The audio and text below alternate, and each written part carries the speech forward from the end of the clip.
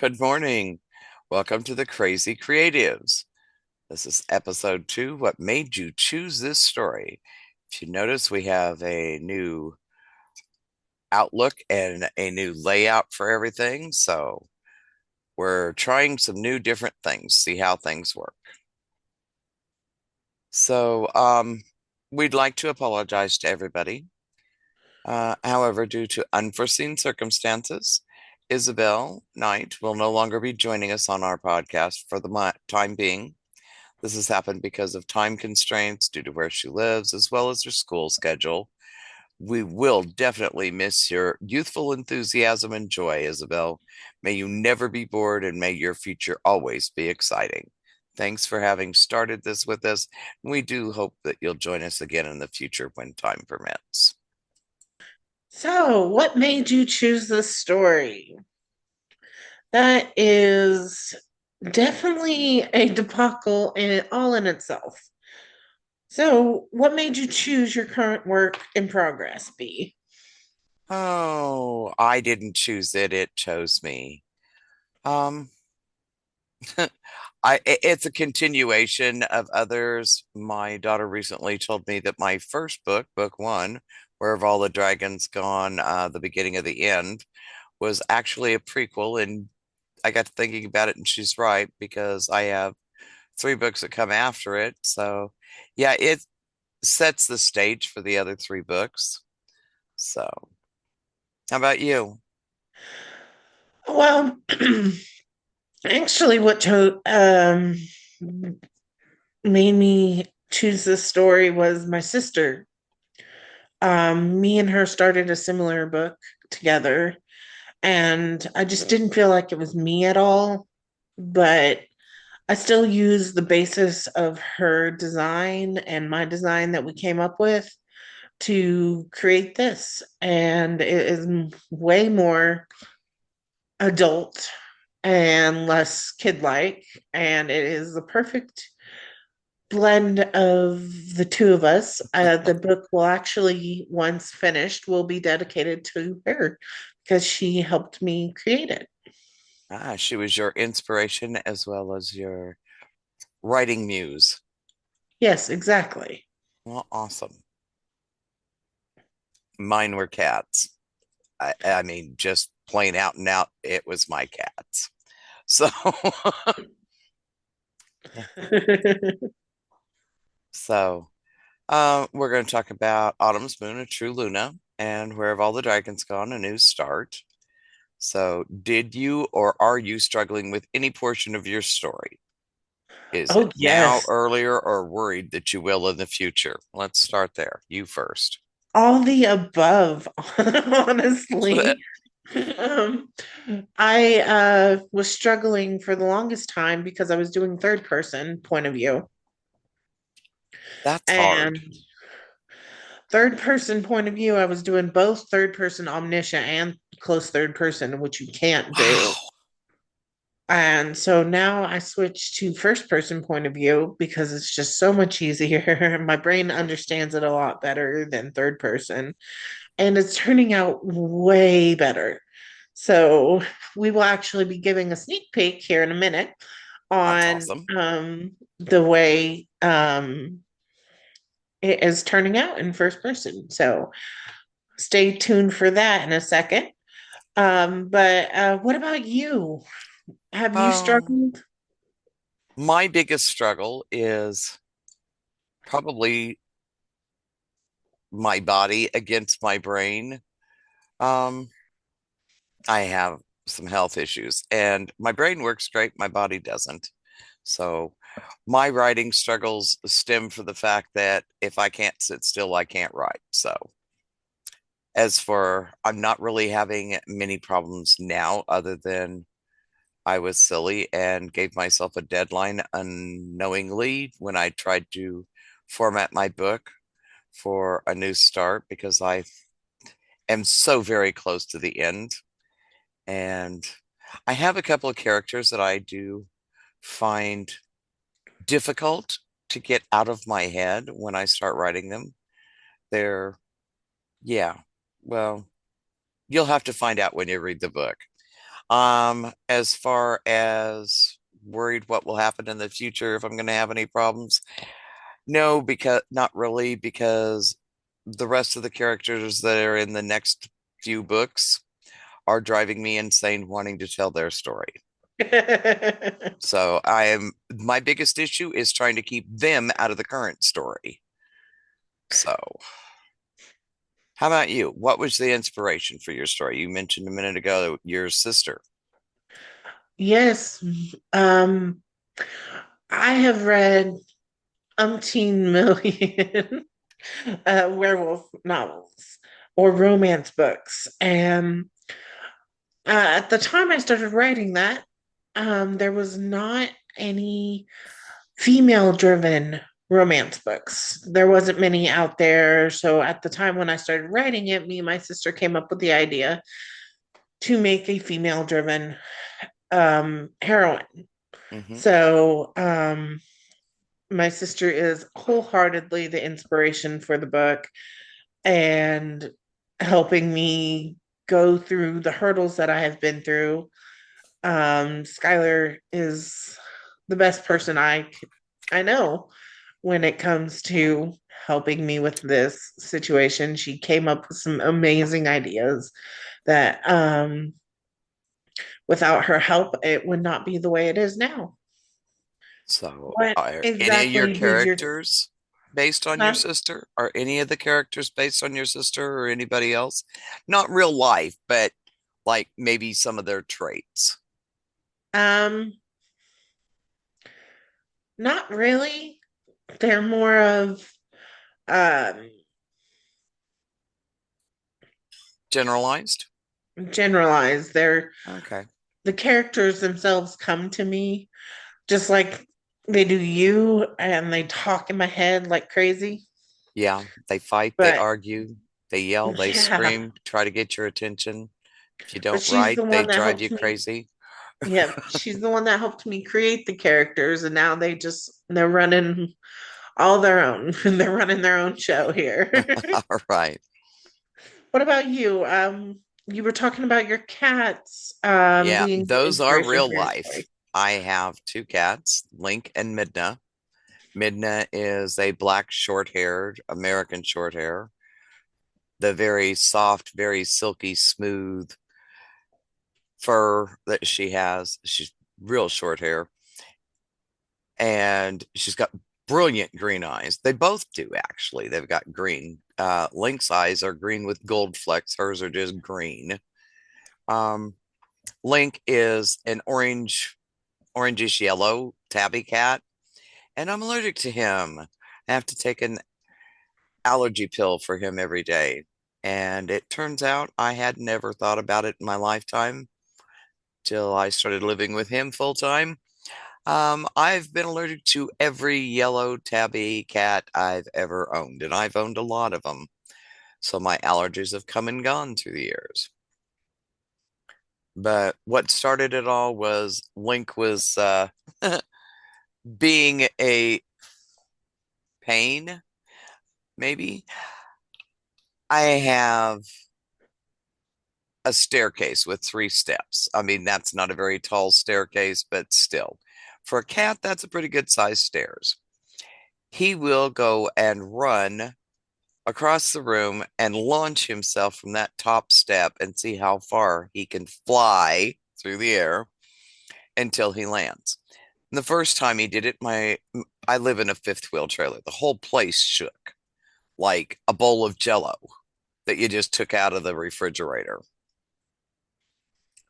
And I turned around to see what on earth was going on. I was like, oh my God, I'm having an earthquake. No, it was just the cat as he was charging across the rest of the house, up, turns around, bounces off the back window, and dashes back up those stairs again.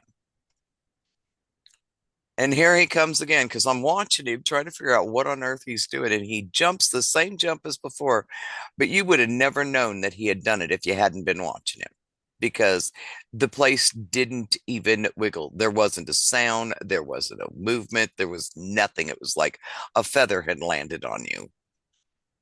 Right. And I've read an awful lot of Anne McCaffrey's stories about Pern and the dragons there. And in the story, it says that they can control their weight. And I'm like, my God, Link, you're a dragon in disguise. And that's when the story was born. I did a little bit of research, not technically in line with real time, but dragons disappeared from literature around about the same time that domesticated cats showed up on the planet. Because there was wild cats before that, but not domesticated ones that were living with humans and chose to. So I figured, why not? The dragons became cats. So that's where my story was inspired from. I And absolutely love that. I wrote the first one of where they changed. And that one is the beginning of the end. Where have all the dragons gone? The beginning of the end. That's the precursor to all the rest of the novels. It tells the backstory of how they changed. I So, absolutely love that. That is a cool way to come up with a story. well, now in A New Start, it's set in modern day. It's based on a young woman named Moon who loses her mom and her great grandmother at the time that she's giving her valedictorian speech for her high school graduation. They didn't show up, they dropped her off at school, and they'd gone to run an errand before because she had to be there early. And it's time for her to give her commencement speech, and they're not in the audience. And that's where the book starts. Oh, wow. So, do So you? do you write every day or just when inspiration strikes? I wrote something here the other day in reply to somebody. Um, I constantly think about my books, whether I'm writing, physically writing or not. I'm constantly thinking about them because literally they never shut up. But if I get stuck somewhere on something, I'll just change to a different book and I'll write on it. For instance, you and I and a friend of ours just put up a new book yesterday. We'll talk about that later in the podcast. And I just spent the last few hours trying to finish up a book. Just, I was trying to put it up on Amazon for sale so that I could send a hard copy. But yeah, you can only do one every 24 or 48 hours or something like that. So yeah, it refuses to let me publish it at the moment. Oh, wow. So like I said, I think about it day and night, even in my dreams. I'll go to bed thinking about my stories, and doesn't matter which one. And I'll dream about one or all of them every night. So I dream about them day and night, whether I'm writing or not. Okay. How about you? Mm. I only do it when inspiration strikes. Because if I try and force it, it just does not turn out in any way, shape, or form. Yeah. Um, but mainly I do have a schedule.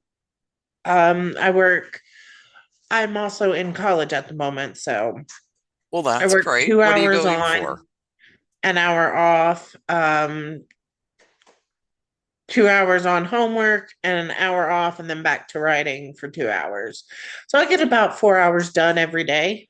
Well, that's awesome. What are you going to college for? Elementary education, actually, which is completely off from what my books completely write. I write my books about. My It's a books are good adult thing you use a pen fantasy. name because, man, you do not want elementary kids' parents thinking you wrote that book. I've read a story about that here a while back. Exactly. So me, I don't care. I have several names. I have two pen names and then my own name that I publish under. Right?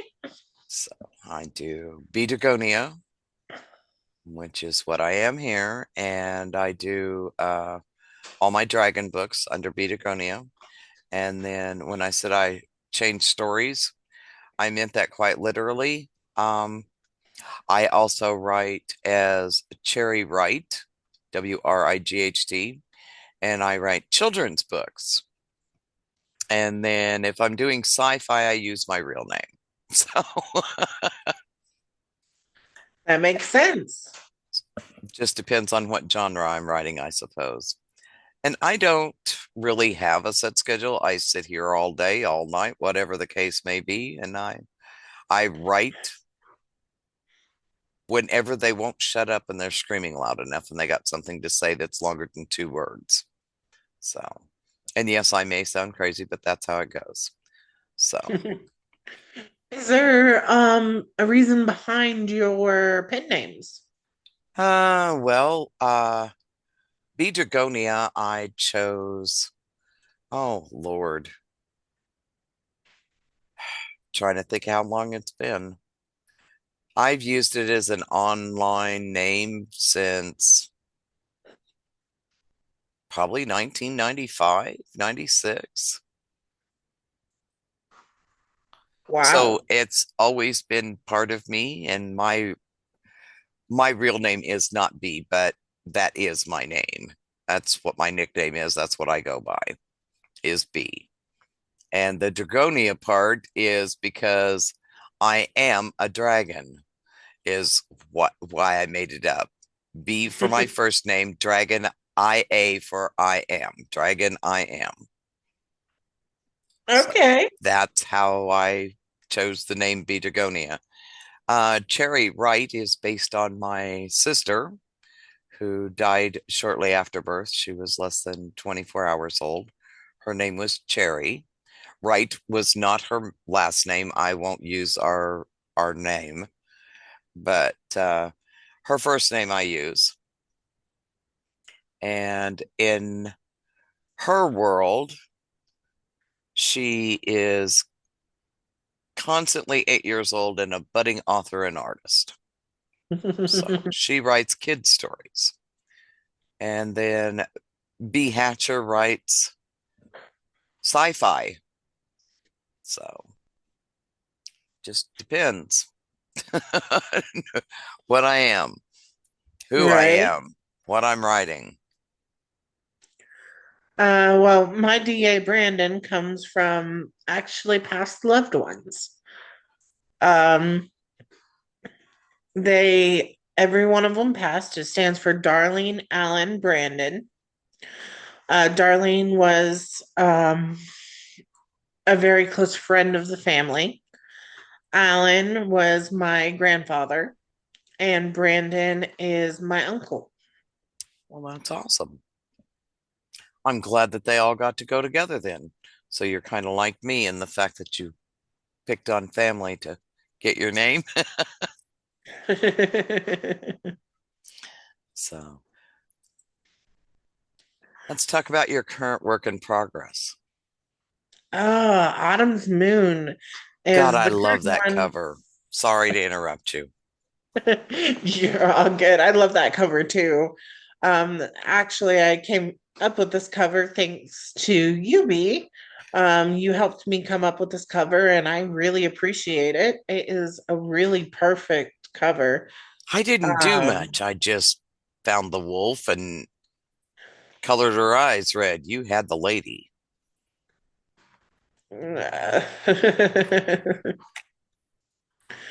It was very much appreciated, the help with this cover. She turned out beautiful. Um, She's to look striking for exactly certain. like Autumn, actually. Yeah. So, just a hint into what the book is going to show you. Yeah, she's Um, gorgeous too. yes, she is. So you mentioned a sneak peek a little bit ago. Yes. So, Sorry. We're going to give you a sneak peek now of Autumn's Moon. I make my way to the foyer to greet the party guests. They would start arriving any minute.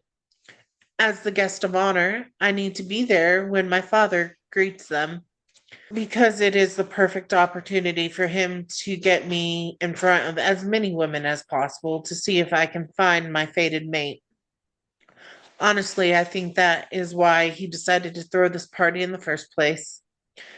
He did the same for my siblings. Dylan did not find his fated on his birthday, and now his with his wolf gone, he may never find her. Asha, on the other hand, even though she never got her wolf, did find her fated mate when dad threw her party.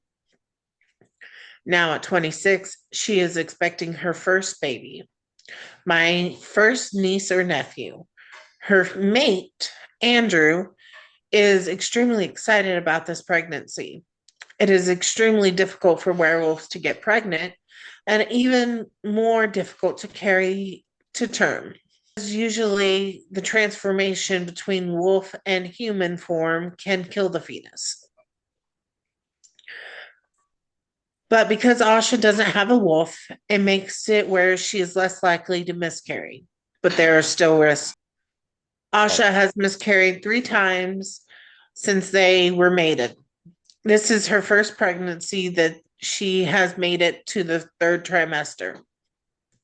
And I am so excited to meet my new niece or nephew whenever they arrive. There you are, little brother. I've been waiting for you. Guests have already started arriving, and you have missed so much, Asha said excitedly. I'm intrigued. What devious thing did I miss? Oh, only the Blood Moons Pack's Alpha and his daughter got into it about you not being there when they arrived. His daughter said how rude it was that you couldn't bother to show up to greet them, even though they were the first guests here, and they're an hour early. Her father chastised her for her words. She was acting like a 2 year old. She was even stomping her feet like she didn't get something she wanted, so she had to throw a fit. Oh my, what deliciously intriguing gossip, I said sarcastically. Even though I wasn't big on gossip, I would do anything for Asha. Listening to her gossip can be the highlight of my day. Other times, it's just annoying. I want her to just shut up, but who doesn't want that sometimes? You also miss the most stunning woman. Her long white hair reminded me of the full moon falling well below her waist with from a high pony. Wearing the most beautiful white gold circlet on her head, a crescent moon, and a ruby red jewel on it. Her eyes are blood red. She has an oval face and perfect kissable lips. Her white dress hangs from her shoulders, hugs her perfect curves. The back of the dress is long, and the front comes to just above her knees. White 4-inch stiletto heels with a red rose for a buckle at the ankle finishes her off perfectly. Oh my God, she's beautiful. If you weren't mated, I think you had a crush on her, I said, laughing. Asha twirled, saying, I think I do have a crush on her. Oh my goddess, she's definitely God's gift to men and women. Did you catch what pack she's from? I think I might want to go and say hi. Let her know that my big sister has a crush on her. I joked. Actually, no, I didn't. I was too busy gawking. She giggled, not catching the last part. You were such a girl and a guy at the same time. What'd you do? Check her out from top to bottom? Actually, yes.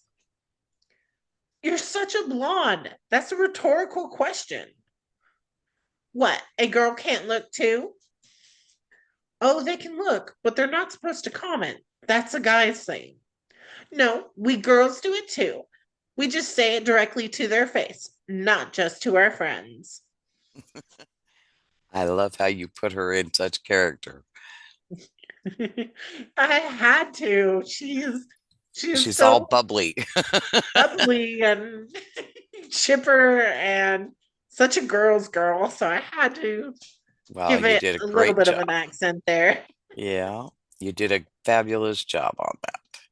Where have all the dragons gone? A new start. So that's my new cover. All of my books are going to have that same look on it, different subtitle for it, different color for each color too, cover too.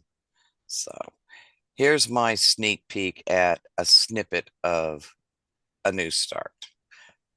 In chapter two, I think it is, not chapter one, because I gave away chapter one in the first one. So here we go. Moon shook her head. Why was it that she always seemed to attract cats? No matter where she went, they seemed to gravitate towards her. Reaching out as she squatted down to the black one, she wiggled her finger. She caught Midna's eye, and Midna came closer, until Moon was running her hands over her luxurious fur. You're a pretty thing, my dear, very loving, too. I imagine you were Granny Mildred's favorite. Link whipped his head around and stared at Moon, then looked at Midna, asking with his eyes and posture only, can I? Minna twitched her tail, as in, why not? It seemed to say to him.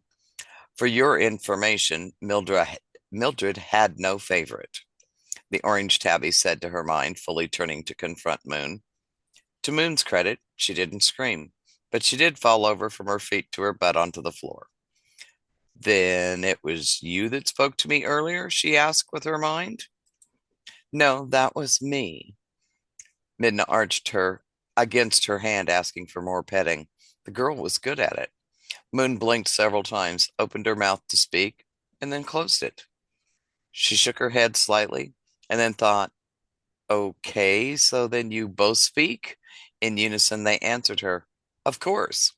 Moon laughed, her eyes closing as laughter burst from her, first nodding, then shaking her head as she laughed.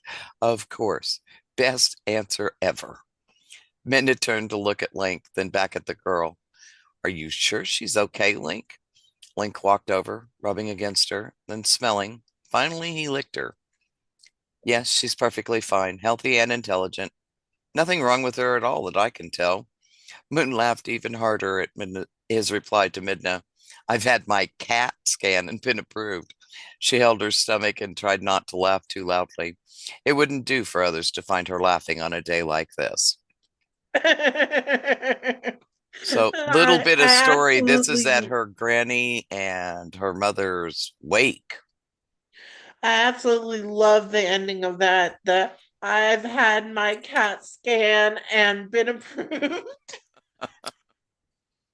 Mm, best way to end that right there.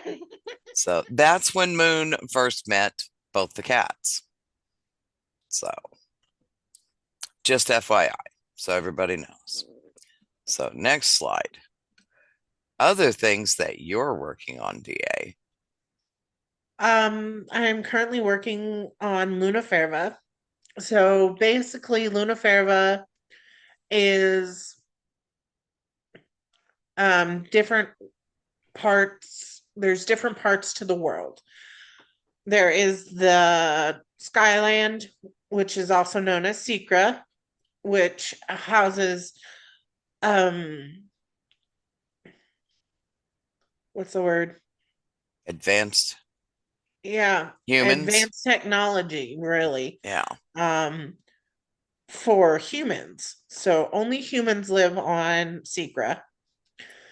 And then the second part of Lunaferva is Levington, and is the what people would call our Earth layer. Um, and that houses all of the mystical, magical creatures that can make uh like fairies, elves, unicorns, everything on this part of the planet wants to just increase, do better for the planet. And um they all except the dragons, of course, because there are dragons, but even the dragons, you can tell because the destruction of dragons also helps the earth as well. So, and then the last layer is darkness, which is loosely meaning underworld.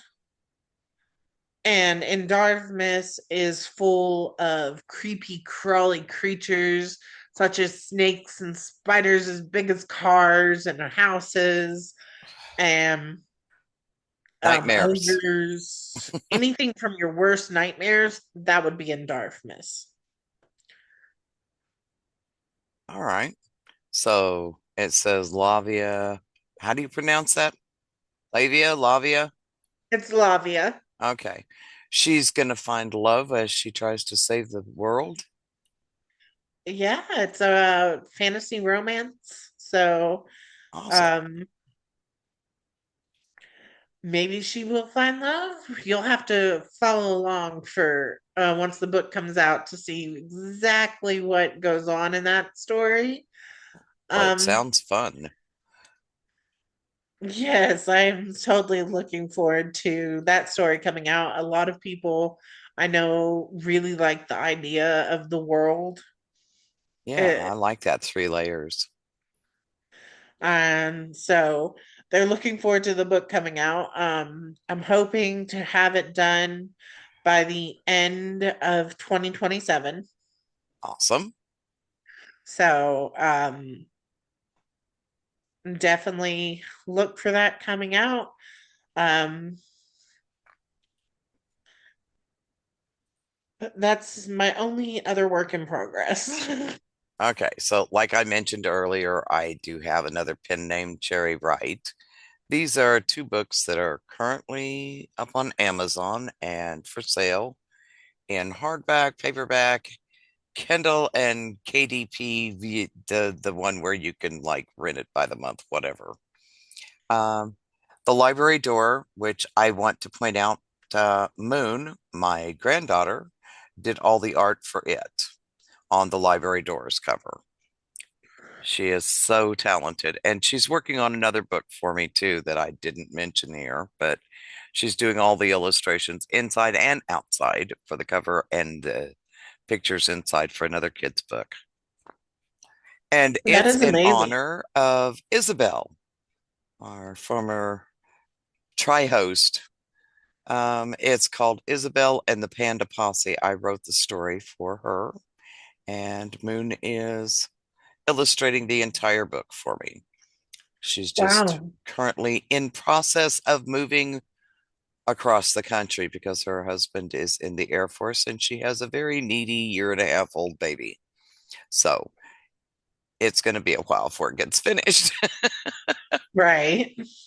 But the first book I wrote, The Library Door, Cherry, my sister, got her very first library on her 8th birthday. And she checked out 3 books because that's all she was allowed at the library. And that a lot of this is in the story. And she went home, she read them, she decided they weren't long enough, and she was going to write her own stories. So she sat down at a huge, heavy, old Royal typewriter. And the typewriter is from my childhood. I'll just let you know. It was my grandfather's. It is, I bet you that thing probably weighed 80 pounds easy. And it has round buttons for the keys. And they're inlaid with mother of pearl. So they're kind of white, but not really white. If you tilt your head just right, they have colors in them like mother of pearls do on the shells. And then it's got the letters etched into them. And the second book there, Margot and the Crystal Tower, I wrote for my niece, Margot. Uh, she said she likes ravens and she likes dragons and she likes colors. So I wrote her a book for it where Margot meets a raven and he leads her to a crystal rock and it grows into a huge tower. And then she meets the dragon that lives in the tower that's been locked up for centuries. And the rest of it you'll have to read. But it's also for sale up there in all the versions, ebook, paperback, and hardcover. Wow. And my Sounds like you've been busy recently. yeah, a little bit. My nieces are trying at this moment. We're not done yet, but they are attempting to do audio recordings for me because they do voices of all of my books. So they might eventually make it to Audible. I do have a video of Margot opening her book when it showed up for her at the house with my sister and her mom and everybody, and the day she got her very first book. So Wow. it's pretty cool. It's up on my Facebook page on BeaDragonia on Facebook. This is something else I'm working on. And like I said, I've got yet another name. Sorry to hog the light here. Um, I participated in an anthology collection along with Agnes Chrysler, Michael Cade, Isabel Knight, Journey Bloomfield, Keon Donson, Philip Howlett, Ashley Longworth, and Hallie Kropf, along with me, B. Hatcher. And this goes on sale the day this releases, by the way. So Agnes wrote up there on a day fractured by silence, memory and consequence. 9 voices rise from the dust. Marked is a unique anthology that threads together fiction, surrealism, and emotional depth. Each story, a shard of a world reshaped by a single moment. From distant planets to fractured timelines, these tales explore what it means to be human when everything falls apart. So, all of it goes together, and we were told we had one day to solve a catastrophe, basically. So, that's what each story is about. Wow. And I'm looking forward to this. And I thought that they did an awesome job with the cover, too. I like that. 9 stories, 9 authors, one broken day. So this is something that you and I and David all, excuse me, work together. We take a single word. We have a list of words. We take a single word and we write a short flash fiction story about it. Yes, and this should be out on all platforms by the time this airs. So, Well, the um, ebook, as of today, when we are taping this, is already out. yes, the ebook is out and the paperback should be out by the time this airs. So, Most definitely. I don't think we were going to do a hardcover, though. I think I was just going to do the paperback and the ebooks. right. But we took flash fiction is between 300 and 500 words, or close to 500 words. Some of us went over just a few words extra because sometimes it's really, really, really hard to stop at 500 words. I agree. So And then other times, there's, it's really, really hard to get to that 300 yeah, word. that's true too. But the cover has the words that were used in the stories. All those little newspaper clippings are the words that are used in the story for the stories. Some of the stories, there's more than one story on the same word written by different authors. So, yeah, it worked out pretty cool. I want to release that every couple of months. So this was August and September. So in December, you can look for the October, November version. They're just very short stories and they're very different.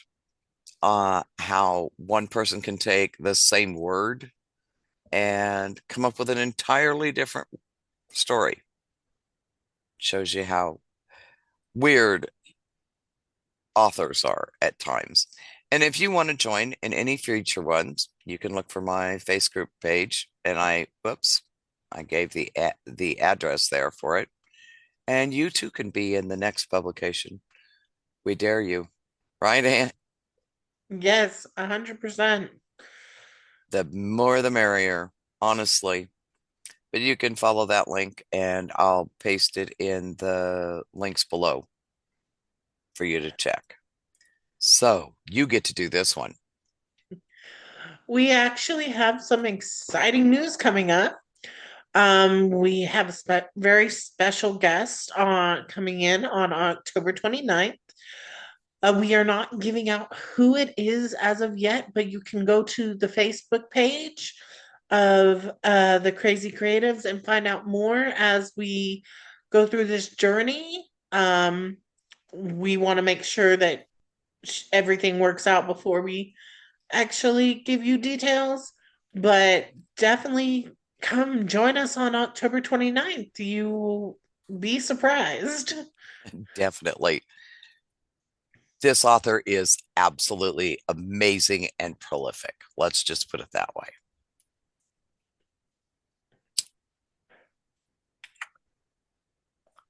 So before we go, we would like to ask you to comment, hit the thumbs up, like us, subscribe. It helps the algorithm or whatever it is that YouTube uses so that other people can find us that are struggling to figure out how to write in the dark or write by the seat of their pants or garden or whatever the term may be wherever you live. All of our videos air as premieres every other Wednesday at 9 a.m. Central Time, US, which allows viewers to join in real time to ask questions so we can answer them. If you can't join us live, just leave any questions or comments and tell us what you'd like to see in future episodes so we can address those subjects.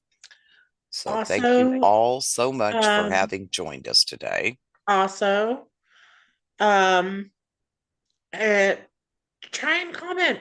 What is, why did you start your current work in progress? Why did this story Um, pick you, or why did you choose this story? yes, 100%.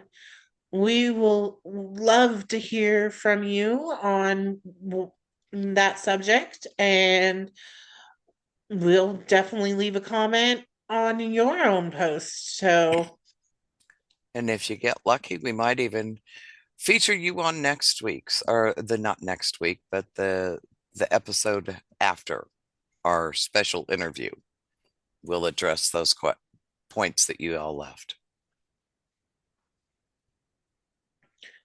everybody have a wonderful day, and Thanks again for joining us. And wave hi to Isabel, and I know she's watching, so thanks for stopping by today, everybody. Bye. bye.